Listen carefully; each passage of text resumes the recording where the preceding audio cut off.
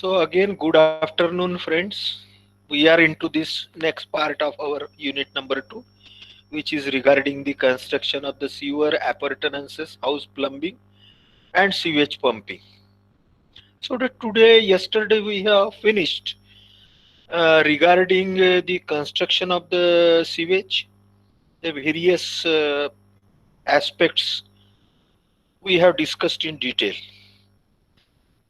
Now we will move on to the next part, that is regarding the appurtenances.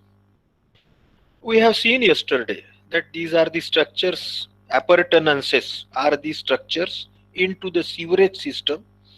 They are constructed at the suitable intervals along the sewerage system to help its efficient operation and maintenance. And appurtenances are the, you can say, equipments, the structures, they help in proper maintenance, management, construction of all the sewerage system. Try to understand how much big is the sewerage system of a particular city, maybe large, maybe small. ठीक है? Somewhere we have to control the late entry, huh? Because that disturbs the class. So these are the various appurtenances list we have listed down yesterday. Today we will be learning about the manholes. Yesterday we started bit it, but we will again repeat it.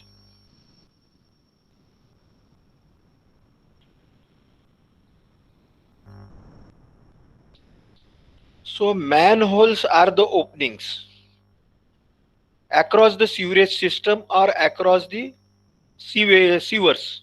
They are the openings. They may be circular.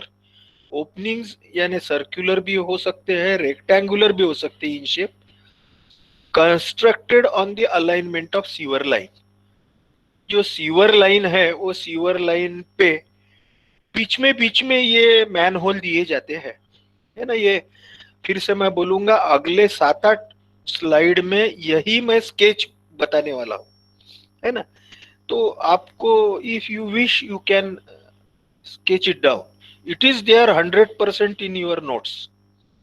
तो आपको ऐसा लग सकता है, लेकिन आप अपने हाथ से एक आधा रब भी निकालिए, नॉट टू द स्केल, तो आपको हैबिट हो जाएगी कि ये मैन होल में क्या है. क्योंकि एग्जाम में आता है बहुत बार, ये मैन होल आता है, नहीं तो ड्रॉप मैन होल, कुछ ना कुछ आता है. हमारे मार्क मिल जाते हैं बस, बाकी कुछ नहीं. You will get good marks. So in this manhole, just we will be learning. You can see there are numbers given: 1, 2, 3, 4, 5, 6. So one number is for the manhole cover. This is the cross section of the manhole. This is the sectional elevation or cross section of the manhole. One number on the top is manhole cover. The 2 number is cast iron steps, है ना. इसके बीच में अंदर उतरने के लिए, क्योंकि हर वक्त सीढ़ी नहीं लगा सकते, तो ये मैन होल में जैसे हम वेल में या कुएं में जैसे वो कास्ट आयरन की वो ये लगाते हैं पाइप या रॉड के टुकड़े, जिसको कास्ट आयरन स्टेप्स करके बोलेंगे हम. तीसरा है ब्रांच सीवर. ये जो लेफ्ट साइड में आपको 3 नंबर मेरा कर्सर वहां दिख रहा होगा, तो ये ब्रांच सीवर है. ये यहाँ कहीं तो भी आके मिला है, जो 5 नंबर पे है मेन सीवर को. तो इसलिए तो हमने ये मैन होल प्रोवाइड किया है. तो कहाँ कहाँ प्रोवाइड करते हो आगे देखते ही है. तो 5 number is that main sewer. 4 number is working chamber. ये जो 4 नंबर यहाँ बताया गया, वर्किंग चेम्बर यानी काम करने की जगह in the manhole. 5 number we have seen. And 6 number is concrete bed. ये जो मैन होल का फाउंडेशन वगैरह है, तो वो उसका बेड जो है वो कंक्रीट है. कहीं तो भी जो 5 नंबर का आपका मेन सीवर है, इसके बाजू में भी कंक्रीट दिख रहा है स्लोपिंग में. उसको क्या क्या बोलते हैं वो देखते हैं. और ये मैन होल में अंदर घुसने के लिए ऊपर से 1 नंबर से मैन होल कवर में से जो पोर्शन है उसको एक्सेस शाफ्ट करके बोलते हैं, यानी working chamber and access shaft. Main sewer and the branch sewer are the main components of this manhole.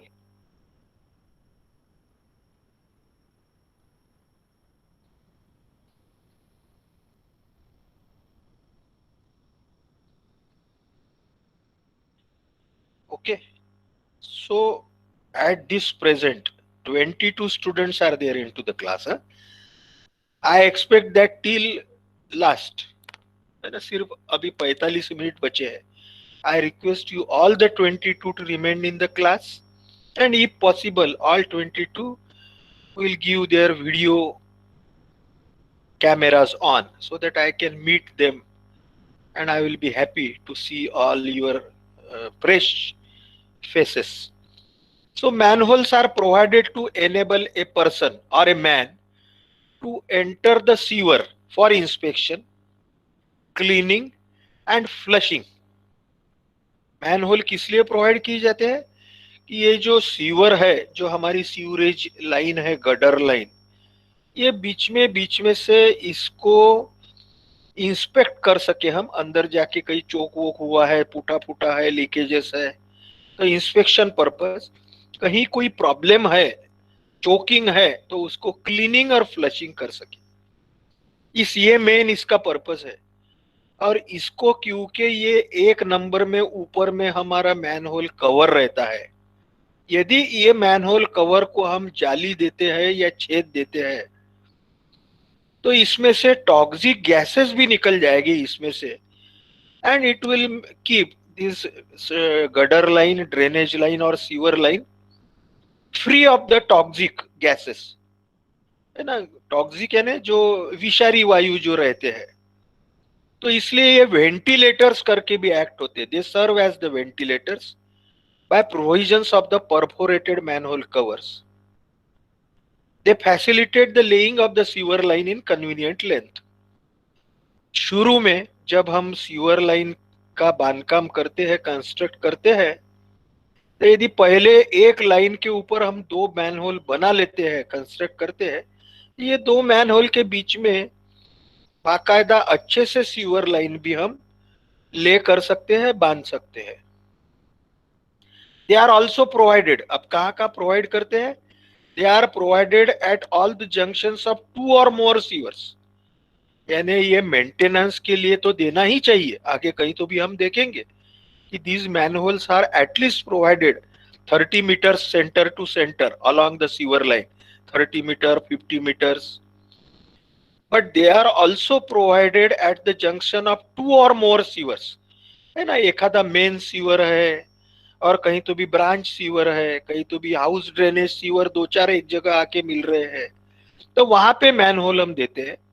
और कहाँ देते हैं? When ever diameter of the sewer changes. यानी बहुत बार क्या होता है कि धीरे धीरे, यानी जैसे शुरू का जो सीवर है, मेन सीवर, वहां पे क्योंकि कम लोग, कम घर वहां सीवेज आता है कम घर से, तो हम उतना बड़ा डायमीटर नहीं देंगे. लेकिन as the discharge quantity goes on increasing along with the increase in the houses and the colonies, the sewer pipeline will increase. So then at the junction of such points where the diameter of the sewer changes, there we provide the manhole, as well as when the direction of the sewer line changes. है ना, बहुत बार ऐसा नहीं होगा कि एकदम सीधी सीधी line रहेगी, सीधी सीधा, कहीं तो भी बेंड भी होगी, तो वहां पे भी हमें देना पड़ेगा. And when sewers of different elevations, this is very important, join together, यानी ऐसा कुछ नहीं है कि एक ही लेवल पे सीवर रहेंगे. एखादा मेन सीवर का ग्रेडियंट के हिसाब से वो रहेगा, तो ब्रांच सीवर कहीं तो भी ऊपर में भी रहेगा, तो वो ऊपर का सीवर और नीचे का सीवर जहां ज्वाइन होगा वहां पे भी हमें मैनहोल देना पड़ेगा. उसको ड्रॉप मैनहोल करके कहते हैं, आगे में हम पढ़ेंगे. और तो मैनहोल कहाँ कहाँ देते हैं वो इंपॉर्टेंट बातें हमने पढ़ी. So they are the locations, they are provided at every change point of alignment, gradient, diameter of the sewer. Their function is for the inspection, cleaning, repairs and maintenance of the sewer.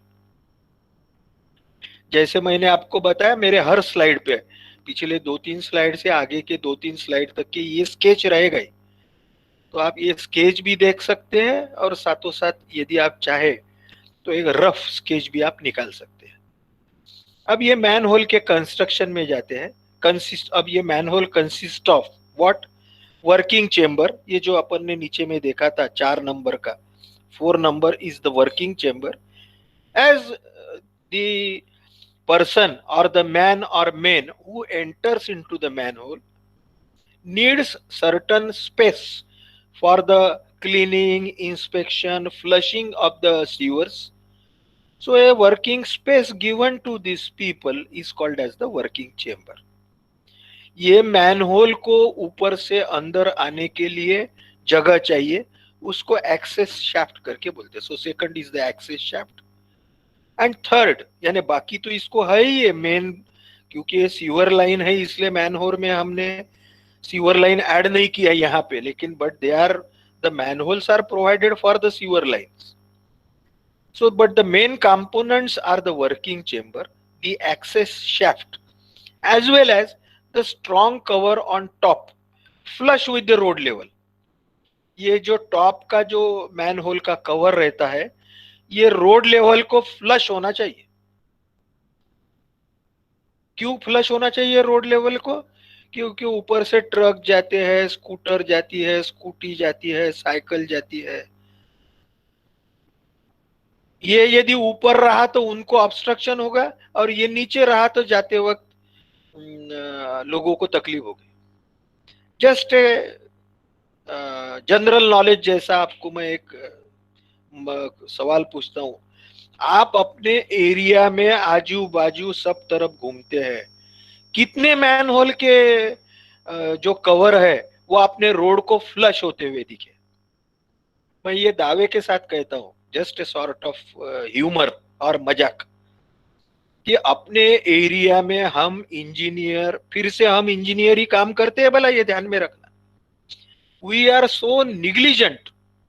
ये जो manhole वगैरह provide करते हैं, कोई तो भी हमारी corporation NMC, कोई आपका नांदेड़ में होगा तो नांदेड़ की कारपोरेशन, कहीं वो प्रीतेश उधर है तो बिहार की कारपोरेशन, सब तरफ इंजीनियर ही काम करते हैं कारपोरेशन में.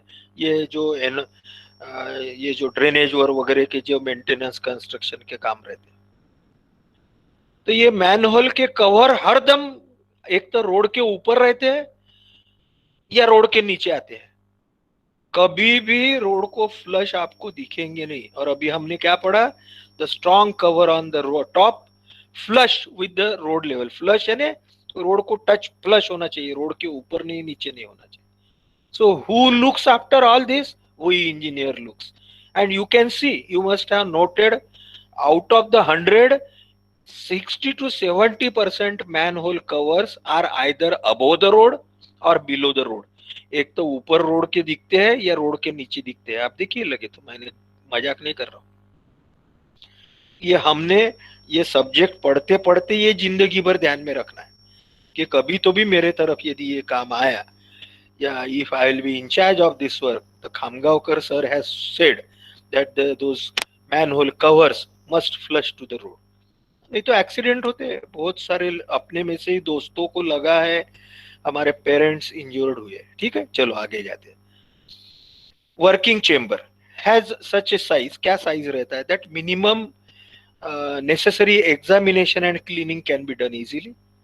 जनरली इसके साइजेस जो रहते हैं वर्किंग चेम्बर के, उसकी depth generally 0.8 metre to 1 metre you can say, and less, इससे कम रहती है. और जनरली वो रेक्टेंगुलर या सर्कुलर रहा तो 0.75 मीटर, यानी सिर्फ एक आदमी ज्यादा से ज्यादा खड़ा होगा जो कम से कम साइज का रहता है, तो 0.75 मीटर बाय 0.75 रहता है.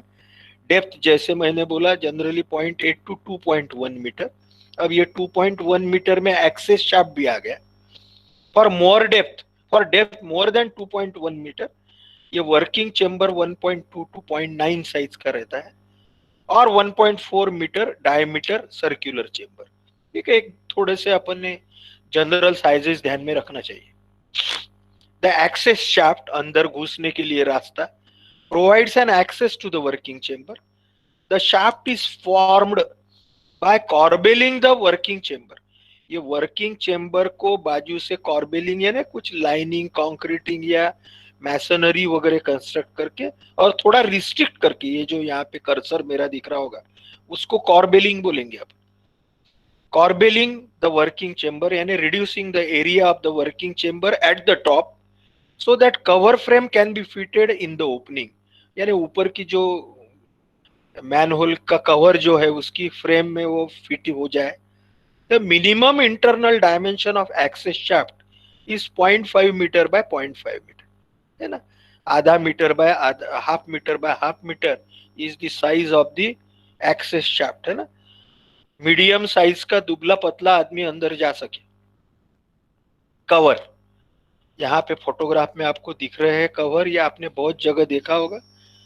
ये आइदर कास्ट आयरन के रहते हैं और आजकल कंक्रीट के रहते हैं। They are made up of the RCC concrete and they generally they have the holes in it. और ये इसका भी है तो भी इसको भी एक साइड से कहीं तो भी होल रहता है, कास्ट आयरन का है, so that that foul gases और the toxic air should come from the top of the that sewer hole, manhole. Manhole का जो कवर है उसमें से वो निकले। ठीक है, ये यहाँ पे आप देख रहे हैं फोटोग्राफ में, ये रोड को फ्लश है, लेकिन ऐसे फ्लश रहते हैं क्या, ये आप देखिए, या जहां नहीं है वहां जाके वो इंजीनियर को बोलिए कि बाबा ये फ्लश कीजिए ना, आप कुछ भी कीजिए, रोड हाइट बढ़ाइए या रोड हाइट कम कीजिए, लेकिन या ये फिर से नया ये लगाइए, कवर लगाइए। What happens in our India that every year road के काम होते हैं, बिल्कुल पैसा तो हमारे यहाँ ऐसा बहता है कि बिल्कुल जैसे लॉटरी लगी है। कहाँ से आता है पैसा, तुम्हारे मेरे पेरेंट्स के या मेरे जेब में से आता है, आप भी आगे में टैक्स भरेंगे। और खर्चा कैसा होता है कि जैसे कोई लॉटरी लगी है। रोड के काम हर साल होते हैं, क्यों मैं बता रहा हूँ, क्योंकि रोड की हाइट फिर बढ़ते जाती है। एक बार रोड का डिजाइन नहीं करते, कंक्रीट रोड अभी हो रहे हैं, अच्छी बात है, और हाइट बढ़ती है हर वक्त, तो ये मैन होल तो पहले दिया हुआ एक लेवल को रहता है, उसको तो नहीं बढ़ा सकते। फिर वो वहां पे खचका बन जाता है या वो मैन होल गायब ही हो जाता है रोड में, फिर ढूंढना पड़ता है कहीं तो भी टूट फूट करके। कभी आप अभ्यंकर नगर मेरे एरिया में आए तो मैं आपको जरूर बताऊंगा इसका example. So the manhole covers at the top of manhole, the manhole cover of cast iron or RCC is provided to cover the opening depending upon type of traffic on the road with flushing the road level। फिर से वो आया। अब ये inside of the manhole, again I tried to show you with certain photograph, manhole के अंदर कैसा रहता है। The bottom of the manhole is generally made up of the concrete, slightly sloped at the top towards the open channel which are in continuation of the sewer line। ये शायद आपको दिख रहा होगा, ये इसी सीवर लाइन है, right side में देखिए स्केच की। तो इसका जो सीवर लाइन के दोनों बाजू का जो कंक्रीट है, ये सीवर लाइन तो पूरी कंक्रीट में रहती है, ये बाजू का कंक्रीट को भी थोड़ा स्लोप दिया जाता है, वो इसमें बोला है। The bottom of the manhole is made up of the concrete slightly sloped at the top, है ना। ये शायद यहाँ प्लान में आपको बीच में सीवर लाइन दिख रही होगी ओपन, और दोनों साइड में जो है उसको वो कंक्रीट को स्लोप है अपर साइड में, थोड़ा ऊपर में, राइट साइड और लेफ्ट साइड में। और ये अंदर में आपको ये मैन होल का जो एंट्री चेम्बर है, एक्सेस शाफ्ट, ये एक्सेस शाफ्ट में आपको ये भी दिख रहे होंगे स्टील के ladders type arrangement to either go down into the manhole or coming up on the out of the manhole, and in this way it is lined or concreted। ये manhole का access shaft और अंदर में बड़ा manhole, you can see here also। So this is the concreting done। The channels are sometimes lined and half round sewer pipe section। channel यानी जो अंदर के channel है, जिस जहां पे दो सीवर लाइन ज्वाइन होती है, उसके मैनहोल का inner part, this is the open channel. Because क्योंकि यहाँ पाइप रहेंगे तो हम रिपेयर नहीं कर सकेंगे, this should be open, both side pipes और the sewers are opened into the manhole. The top surface of concrete is called as the benching. ये जो स्लोपिंग सरफेस है इसको बेंचिंग करके बोलते हैं। And the man stops on it, it stop during cleaning and inspection of the sewer line over the cement concrete wall not less than 20 centimeter thickness are constructed। ठीक है, so this is all about the inner part। circular shape is structurally more stable and stronger though it is difficult in construction, है ना। Manhole generally circular रहते हैं, बांधने के लिए कठिन है, लेकिन ऑपरेशन के लिए और ओवरऑल स्ट्रेंथ के हिसाब से circular is good. Sometimes rectangular are also there. This is very important. The maximum distance between two manholes should be 30 meters. And the distance between manhole and gully chambers should not exceed 6 meters. एक और appurtenance है, उसका नाम है गली chamber. तो manhole और गली चेम्बर में ज्यादा से ज्यादा 6 मीटर का अंतर रहना चाहिए. लेकिन दो मैनहोल में ज्यादा से ज्यादा 30 मीटर है ना, आजकल और थोड़ा ज्यादा रखते हैं, इतना डिस्टेंस रहना चाहिए. Because if the distance is more, then it will be difficult to maintain the sewer line between these two manholes, either cleaning or flushing. ठीक है, तो ये generally these are the details of the manholes in short. और detail में आपके notes में मैंने दिया है. Here we are completing one part, that is the simple manholes. The special manholes are also there. 2-3 manholes we'll be trying to learn. The first is the junction chamber. It is the manhole. This is the junction chamber, is the manhole. Again, constructed at the intersection of two large sewers. This junction manhole is the manhole, special type of the manhole, which is constructed at the intersection of two large sewers. दो जब बड़े sewer cross होते हैं एक में को, तो वहां पे जो मैनहोल दिया जाता है उससे जंक्शन चेंबर करके कहते हैं. ये जैसा आपको इसमें दिख रहा होगा फोटोग्राफ में या स्लाइड के ऊपर में. ठीक है, just you keep in mind what are the various types of the special type of manholes. In our syllabus or more emphasis or notes are asked sometimes on this drop manhole. Okay, again in the next 2, 3, 4 slides this sketch of this manhole will be available. This is again the type of the manhole. ठीक है, ये भी manhole ही है जैसा manhole था. इसके भी हम एक बार कंपोनेंट देख लेते हैं. 1 number is cast iron steps. इसके अंदर में जो 1 नंबर यहाँ दिख रहा है, these are the cast iron steps और the steel rods fitted or embedded into the concrete so that you can go down inside the chamber and come out or climb outside the chamber. So cast iron steps. 2 is the inspection arm. ये है ना, ये 2 number यहाँ दिख रहा है. ये कहाँ दिया जाता है वो भी आपको थोड़ा सा ध्यान में आएगा कि 1 is this main sewer and adjacent is this branch sewer, but both these sewers are not at the same level. The branch sewer is at higher level as compared to this main sewer.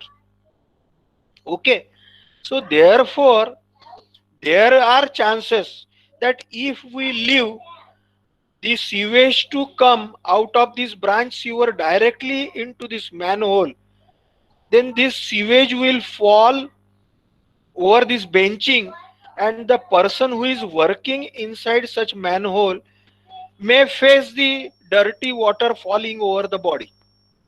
So therefore such types of the manhole are taken or provided. So when difference in elevation of the invert levels of the incoming and outgoing sewers of the manhole is more than 60 centimeter, then we provide such types of the drop manhole.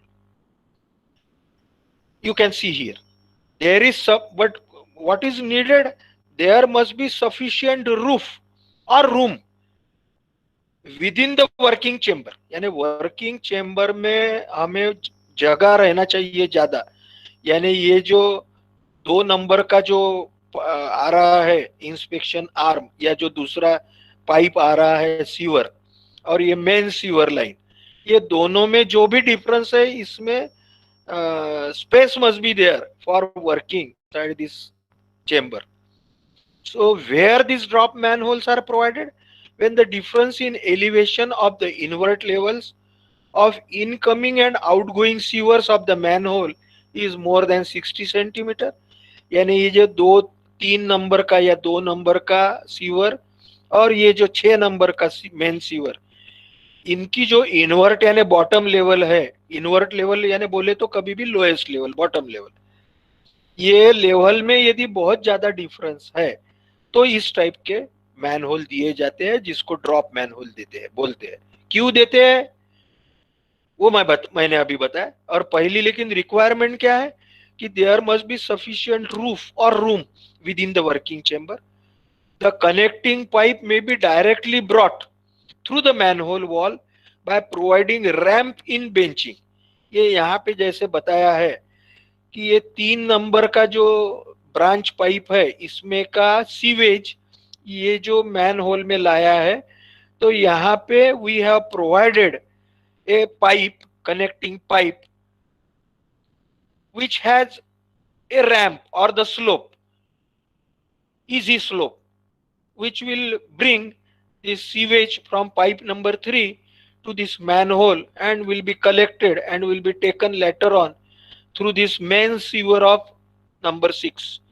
So these are the various components. First is cast iron step, second is inspection arm, third is the branch sewer here, fourth is the vertical pipe, this vertical pipe which has brought the sewage from this branch sewer 3. 5 is working chamber, this is the working chamber. 6 is the main sewer, this is the main sewer. 7th is the concrete foundation. Okay, and naturally at the top there will be a cover, manhole cover. Such manholes which drop the level of invert of incoming sewer by providing a vertical shaft are called as the drop manholes. Okay, so the manholes, the drop in level of invert of incoming sewer, that is 3 number, and the main sewer, that is the 6 number, by providing a vertical shaft, that is this vertical shaft of 4 number, are called as the drop manholes. What is the main purpose? You can see now here the photograph of the drop manhole on the right side and the cross sectional elevation on the left side. The main purpose being to avoid the splashing of sewage, है ना, क्योंकि ये sewer line जो है 3 number की, ये this carries the sewage and you all know the constituents of the sewage. Sewage में क्या रहता है ये आप सबको मालूम है, grey water, black water and all the waste from the society, industry etcetera. So the main purpose of providing drop manhole along with this vertical pipe 4 number is to avoid the splashing of sewage. Splashing यानी फैलना गिरना, to avoid the splashing of sewage on the man who is working and on the masonry work. यानी यहाँ से यदि direct छोड़ दिया ये सीवेज अंदर में, तो अंदर काम करने वाले लोगों के सर पे गिरेगा वो गंदा पानी. और दूसरा क्या है, इतने हाइट से जब सीवेज गिरेगा अंदर के मैसनरी के ऊपर में, कंक्रीट के ऊपर में, तो अंदर में वो इरोजन करेगा या डिस्ट्रक्शन करेगा ये कंक्रीट का, और which will result into the reducing the life of this manhole.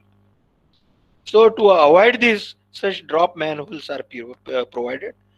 The branch sewer is connected to manhole in such a way that it can be cleaned and rodded when necessary. ये जो branch sewer है 3 number का, इसको ये 2 number का entry sewer भी दिया जाता है, जिसको ये राइट साइड में एक एंट्री पॉइंट रहता है, जो निकाल के हम इसको साफ भी कर सकते हैं 2-3 नंबर के बीच में.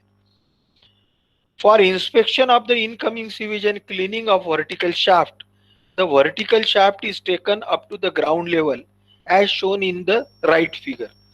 ये जो 3 नंबर से 2 नंबर तक के जो लाया जाता है सर्विस रिपेयर्स के लिए या for maintenance purpose, this 2 number extension is provided.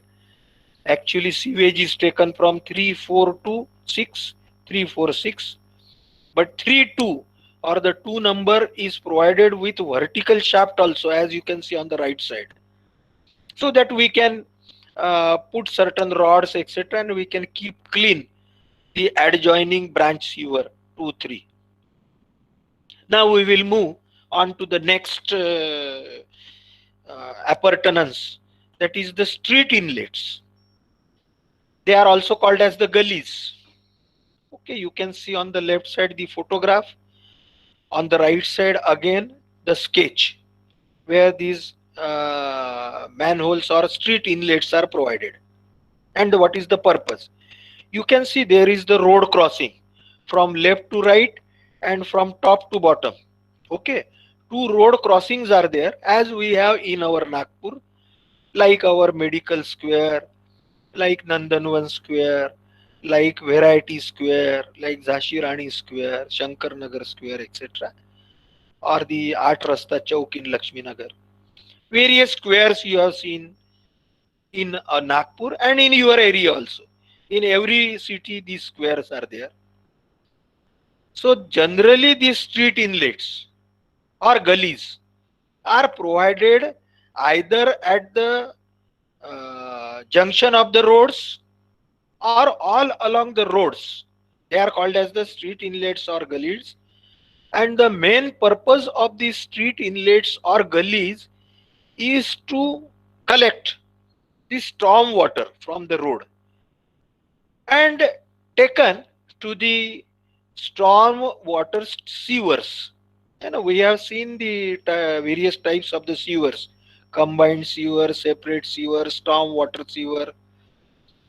So this water is being transferred through the street inlets of the storm water and is being then later on taken through the sewers to the nearby streams, etc.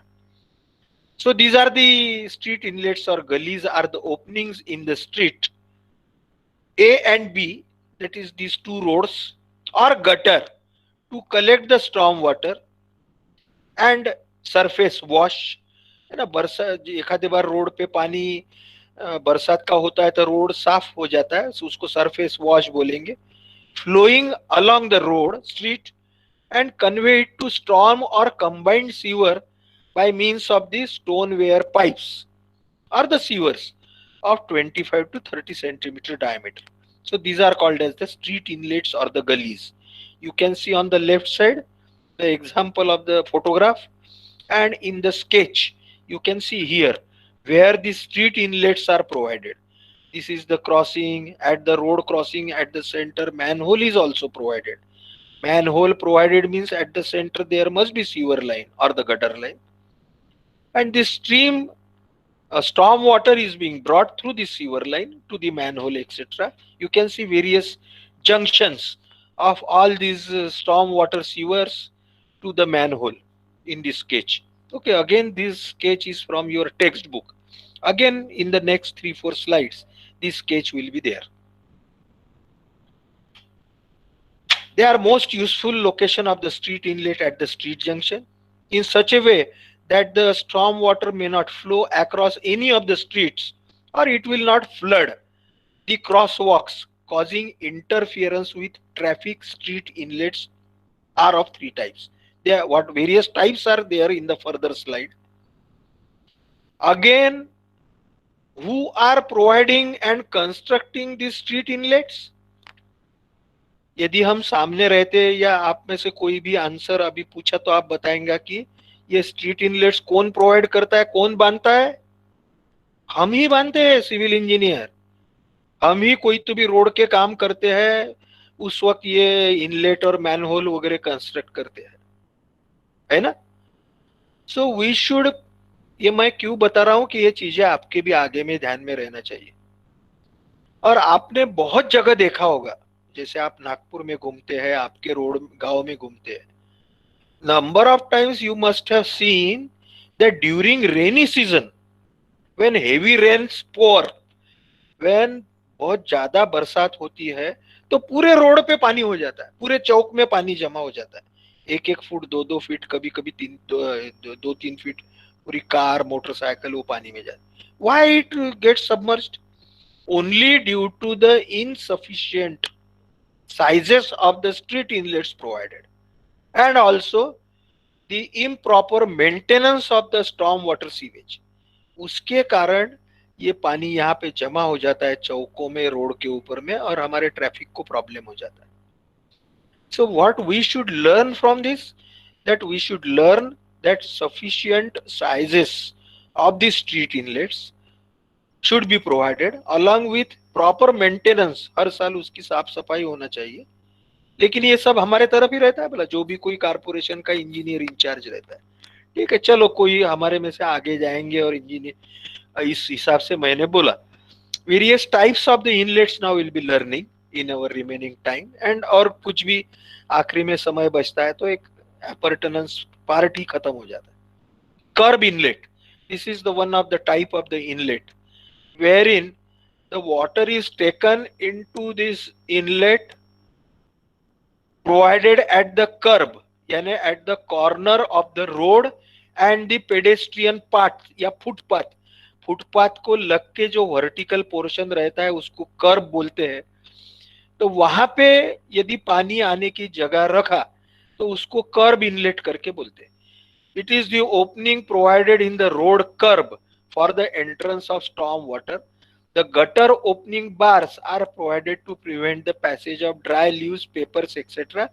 in the sewer line। है ना, यहाँ पे sketch में दिखाया है, जैसे ये पिछले यहाँ पे ये वर्टिकल यहाँ पे दिखेगा। So this is the gutter inlet. ये क्या है ये भी देखते हैं। Gutter inlet associated with this is the combined inlet. ठीक है, so gutter inlet we have seen. और फिर यहाँ का पानी नीचे में कलेक्ट किया जाता है at the bottom tank of the inlet directly to the storm water sewer, or they are connected to the storm water sewer. After collection here, this water is being taken, excess water। ये बहुत अच्छी arrangement है, ऐसी नहीं करते हमारे यहाँ पे, डायरेक्टली स्टॉर्म वाटर सीवर को कनेक्ट करते हैं। ऐसा we should do such arrangement and we should make this storm water to percolate into the ground.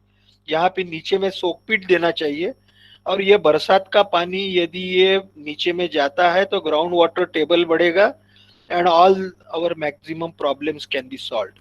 But we don't do like this. Again this is the work of a good engineer. अब दूसरा है gutter inlet, है ना, जो second type of this in the photograph you can see it is provided not at the curb but it is provided at the joint point of the road and the curb। Curb portion है कौन सा, जो road और footpath इसका जो corner रहता है उसको कर्ब करके बोलते हैं। तो वो कर्ब में जो इनलेट प्रोवाइड करते हैं वर्टिकल पार्ट में उसको कर्ब इनलेट बोलते हैं, और जो बॉटम में प्रोवाइड करते हैं रोड के लेवल में at the junction of the road and the curb is called as the gutter inlet. है ना, यहाँ पे फोटोग्राफ में दिख रहा है आपको गटर इनलेट, ये फोटोग्राफ और स्केच में लेफ्ट साइड में।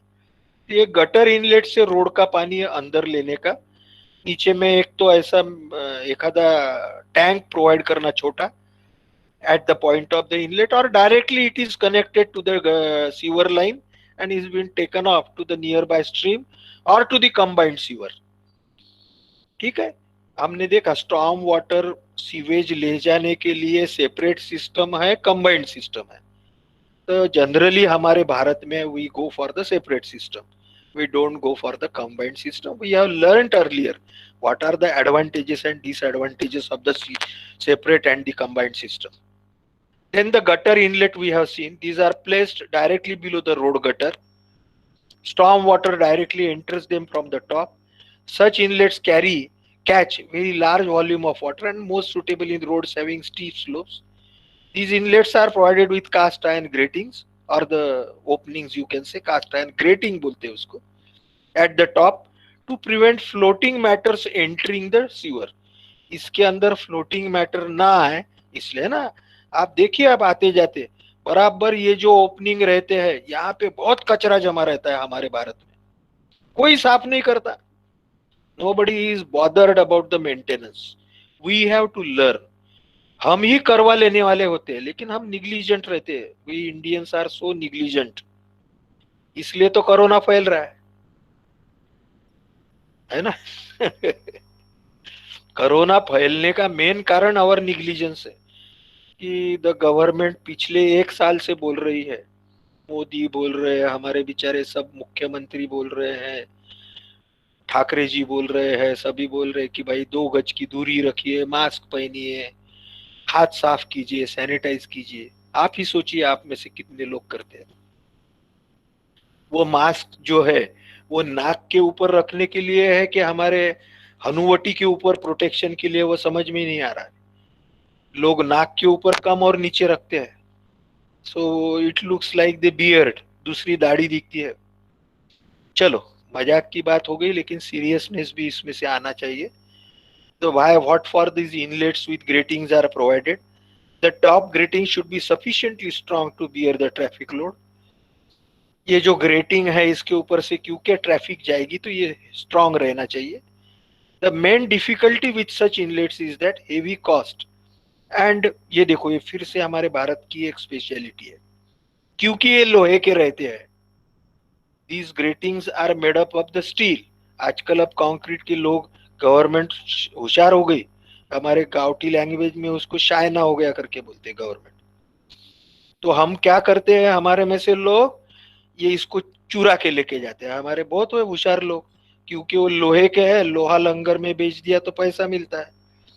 तो इसका प्रॉब्लम ये है कि it is mostly stolen and the pit remain, और ये इसको यदि उठा के चुरा के लेके गया, द पीट रिमेन अनकवर्ड।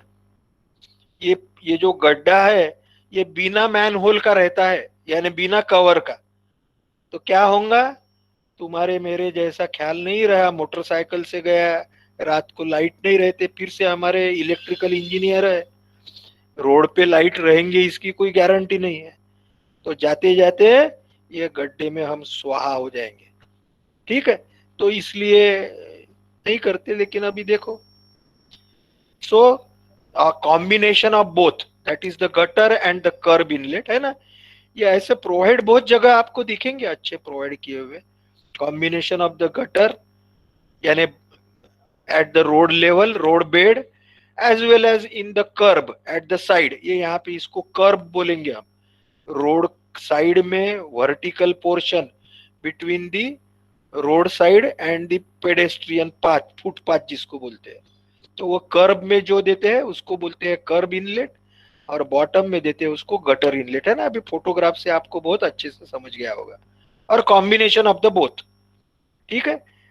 और बाकी भी थोड़ा सीरियसनेस आया ही होगा, थोड़ी मजाक भी ध्यान में आ गए होगा। So last 5-7 minutes are there. We will see some very important again appurtenances. They are called as the storm water overflows.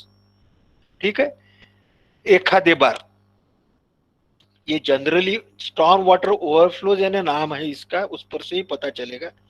यदि कंबाइंड सीवर है ना, we have seen that sewerage system, combined sewer, separate sewer, partial separate sewer, sewerage system। ठीक है, तो यहाँ पे क्या होगा, कंबाइंड में या इवन सेपरेट में, यदि बरसात बहुत ज्यादा हो रही है तो ये सीवर ओवरफ्लो हो जाएगा। ये सीवर में उतना पानी माहेगा ही, the water will can not be stored and the capacity of the sewer will be more. The water may come out of the sewer through the this storm water inlets etc. or through the manholes, है ना, बंबई में जैसा होता है बरसात। So in such cases such overflows are used. What is the purpose of these overflows? These are used to carry the extra water, extra sewage, either from the combined sewer or from the storm water sewer to the adjacent additional sewer provided called as the relief sewer। इसमें ज्यादा का पानी लेके जाते हैं, और ये generally स्कीमेटिकली left side में आपको बताया, combined sewer connected to the river sewer, relief sewer at certain depth of the combined sewer, ऊपर में, ताकि इससे ऊपर का जो पानी है वो ये सीवेज है वो ये पाइप के माध्यम से रिलीफ सीवर में जाएगा, और इसको रिलीफ सीवर से बाहर में कहीं तो भी छोड़ देंगे, क्योंकि ऊपर का ही पानी है तो, और सीवेज है, so it may not be that much harmful. So these are used for preventing overloading of the sewers or the pumping stations or the treatment plants or disposal arrangement by diverting the excess flow to relief sewer। ठीक है, the overflow devices, exam में note आती है बोले एक आध बार, various types of the overflows, the purpose you must have understood, है ना। यहाँ पे फिर से एक क्रॉस सेक्शन बताया बी साइड में कि ये मेन पाइपलाइन है, combined pipeline you can say, it is into the manhole, ये यहाँ पे मैन होल में बताया है। तो मैन होल है तो नेचुरली यहाँ पे the main pipeline is opened at the top, या एक आधी नाली में ये पानी आ रहा है ना। हमारे मैन होल में पाइप ऊपर से ओपन रहते हैं, दोनों साइड के पाइप ज्वाइन होते हैं ना वहां पे। तो यहाँ पे ऐसी अरेंजमेंट की दीजिए दोनों साइड में वॉल करके कि ये excess water will flow over these walls और एडजेसेंट प्लेट्स, और ये बाजू में कलेक्ट होंगे। And at this side again these relief sewers are provided, and through these relief sewers is excess water, excess sewage is being taken. This is shown in the cross section on the right side.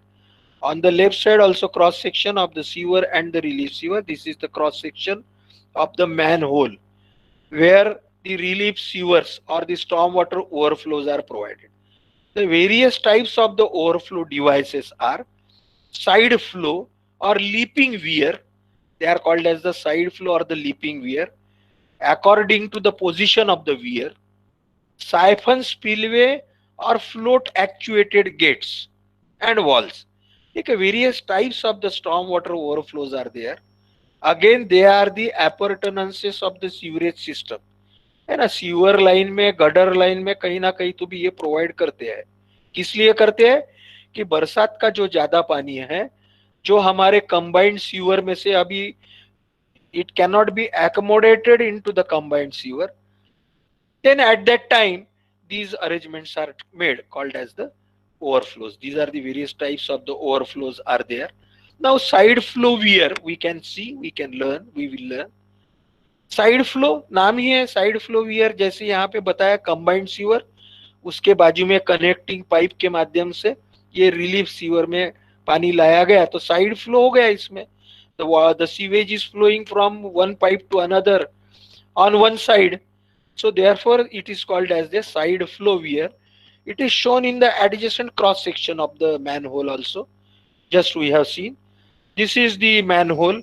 In this manhole the inflow and outflow sewers are there, and as we are into the manhole, the sewers are open at the top, or there is a channel, a semicircular channel is there into the manhole, which is joining the incoming and outgoing sewer. Sewer is a pipeline circular. So in the manhole that is opened at the top, adjacent to the semicircular part of this channel, we have provided an arrangement or a wall like a dam. Dam में जैसी रहती है वैसे side में एक wall हमने बना ली, छोटी सी वॉल, और इसके ऊपर से ये ज्यादा का पानी जो है वो बह के बाजू में जाएगा। The water will flow with this adjustable plates. ये वॉल के जो हमने बाजू में वॉल किया उसको एक प्लेट भी लगा दिया, उसके ऊपर से वो पानी जाएगा ताकि कचरा नहीं जाएगा इसमें। The what ever dirt or leaves etc whatever they are into the sewage will be will not be allowed to flow to the adjacent storm water sewer, और यहाँ पे ज्यादा का पानी ऊपर का बह के जाएगा, इसलिए इसको बोलते हैं side flow weir. It is constructed one or both sides of the combined sewer and it delivers the excess flow during storm period to relief sewers or natural drainage courses.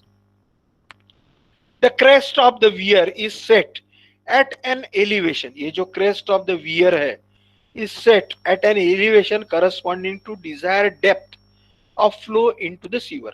ये जो सीवर में ये जो Dzire depth है left side में आपको यहाँ दिखेगी, ये डेप्थ तक पानी आने के बाद में ऊपर का जो ज्यादा का पानी है, जितनी डेप्थ का पानी हमें कंबाइंड सीवर में रखना है ना, हमने वो design of the combined sewer depth वगैरह सब पढ़े हैं, D/D 0.3 0.7 वगैरह।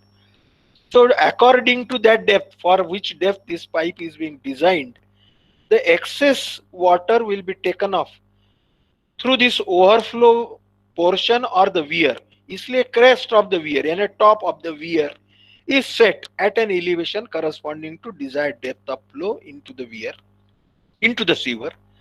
The weir length must be sufficient long for effective regulation of flow. ये बहुत इंपॉर्टेंट है ना, आपको शायद थोड़ा सा याद दिला तो मैं दिमाग को तकलीफ नहीं देता आपकी। Sharp crested weir, large crested weir वगैरह आपने पढ़ा है. So this is a weir. इसमें से कुछ quantity or some discharge is taken from this pipe, from this sewer to the relief sewer. तो जितना डिस्चार्ज ले जाने का है वो डिस्चार्ज की क्वांटिटी हमको मालूम है. तो वो डिस्चार्ज ले जाने के लिए जितने लेंथ का सीवर लगेगा और कितने हाइट का, that we have to provide. So this is the weir length point must be sufficient long for effective regulation of the flow.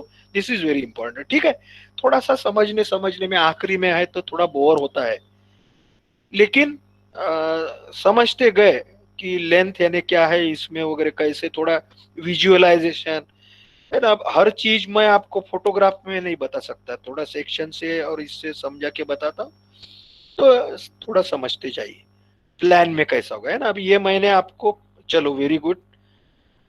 These are the photographs of the this side lip, side flow weir. Okay, very nice, thank you again to the photographs. These are the side flow viewers, you can say. I am showing you into the third. Please go to the third numbers portion of this. My cursor is there on the right side. On the right side, it is a main. There are two. You can say you will see in the on the black part. Two sewers are there, or the main sewer you can say is this right part. On the left part, in between there is a wall adjacent to this main sewer, and over this wall, when the water reaches at the top of this wall, it will flow over this wall and will fall into this adjacent part to which the relief sewer is connected. Okay, you can see here, this is the combined sewer, this is the rear relief sewer, and between these two there is a wall. This is that type of the wall. Here the wall is provided on one side only in this photograph. So wall is provided on this side. The water, excess water flows over this wall to the adjacent part of that manhole, and it is being taken through the sewer, the storm sewer adjacent to the relief part of the sewer. Again, in one number slide you can see this is the depth up to which the water into the main sewer is to be taken. इससे ज्यादा depth हुई तो side से ये पानी निकल जाता है. वैसे ही दो नंबर में भी आपको ऐसे दिखेगा. ठीक है, जैसे अभी यहाँ से extra water is from both sides is being taken to this part relief sewer and is being taken out in this way. So here we will take the break today. Okay, the remaining part, that is the leaping weir etc., that we will learn into our next lecture.